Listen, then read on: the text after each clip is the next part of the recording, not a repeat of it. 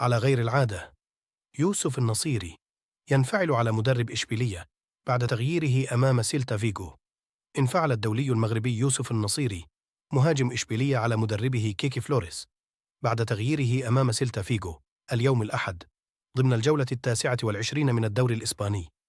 وتعود تفاصيل الواقعة للدقيقة 61 حين قرر المدرب تغيير المهاجم المغربي يوسف النصيري، إذ ظهر هذا الأخير غاضبا من التغيير وقام بركل قارورة مياه بشدة، ما جعل المدرب يتدخل ليوبخ اللاعب على سلوكه.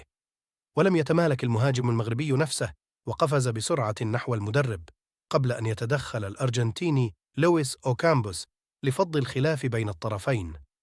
وكان يوسف النصيري قد سجل هدف التقدم لإشبيلية في الدقيقة 18 من المباراة، ومباشرة بعد تغييره تلقى فريقه هدفين وخسر نتيجة المباراة.